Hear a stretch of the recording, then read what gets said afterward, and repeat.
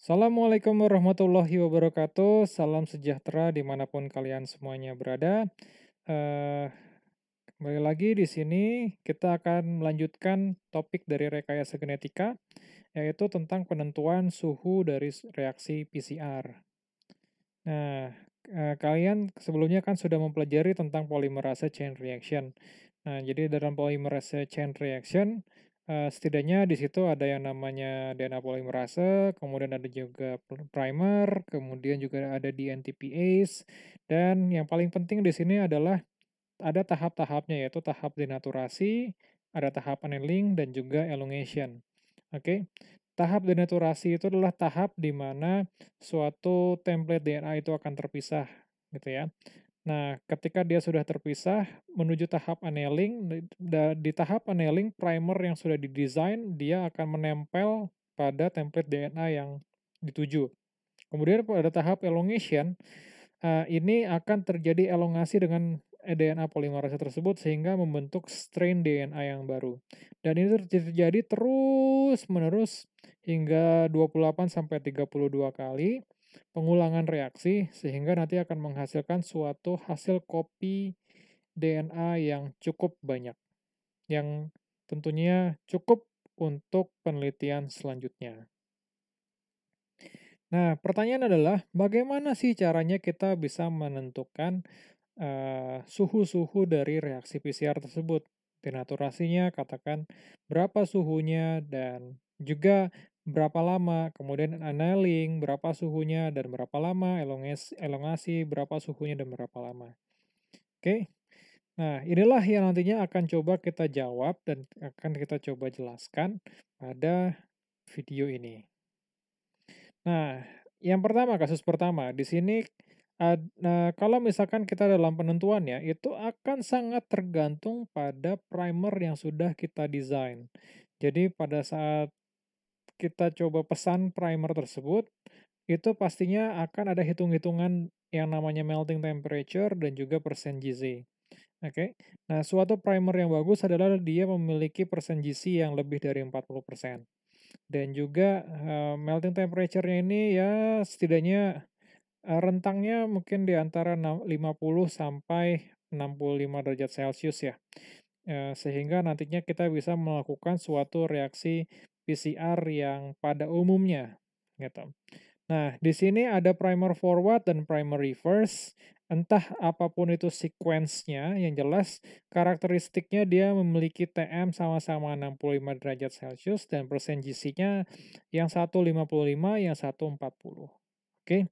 Nah, yang pertanyaan adalah bagaimana caranya untuk bisa menentukan reaksi PCR tersebut. Nah, jadi kita langsung masuk saja. Di sini ada denaturasi.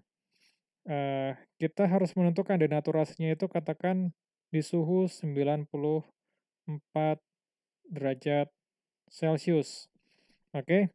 Nah, ini berapa lama yang harus kita lakukan? Biasanya di awal-awal ini cukup lama gitu ya akan untuk memastikan bahwa template DNA-nya itu sudah terpisah. Ini bisa sampai 3 sampai 5 menit. Oke. Kemudian masuk lagi di sini adalah untuk denaturasi berikutnya, katakan 1 menit saja cukup, gitu ya. Kemudian kita masuk tahap annealing. Di sini saya tulis denaturasi. Oke. Kemudian annealing. Di tahap annealing ini, bagaimana cara menentukannya? Kita tinggal tentukan dari TM minus 5 derajat Celcius. Oke. Jadinya 65 dikurang 5 derajat Celcius sehingga annealingnya itu sekitar 60 derajat Celcius. Oleh karena itu kita bisa tulis di sini 60 derajat Celcius. Nah, annealingnya itu berapa lama? Biasanya cukup setengah menit saja. Oke. Setelah annealing, di sini nanti ada yang namanya elongasi.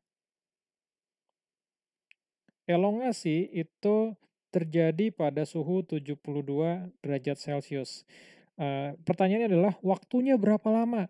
Nah, kalau misalkan ditanya untuk waktunya berapa lama untuk elongasi, ini tergantung dari seberapa panjang dari sequence yang kita buat, gitu kan ya. Ada DNA polimerase yang memiliki kecepatan sebesar 1 kbps per menit. Katakan dalam kasus ini targetnya itu sepanjang 3 kbps. Otomatis waktu yang dibutuhkan itu adalah sebesar 3 menit. Oke.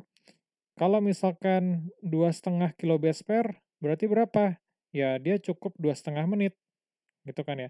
Kalau 2 kbps ya berarti 2 menit, seperti itu. Oleh karena itu, di sini kita masukkan saja, kita asumsikan saja 3 kbps, sehingga kita masukkan 3 menit. Oke. Nah, setelah ini, eh, denaturasi, annealing, dan juga elongasi itu akan berlangsung terus-menerus hingga sampai 32 kali, 28 sampai 32 kali. Oke, 28 sampai 32 kali. Selanjutnya adalah tahap untuk elongasi yang terakhir. Ini untuk bisa memastikan bahwa seluruh template DNA-nya itu sudah selesai, ya kita agak lamakan saja 5 menit gitu kan ya. Baru nanti adalah ini untuk terminasi. Terminasi biasanya kita set di suhu 4 derajat Celcius dan ini tidak terhingga. Oke, kenapa di set di suhu 4 derajat Celcius? Agar tidak terjadi reaksi PCR kembali gitu ya.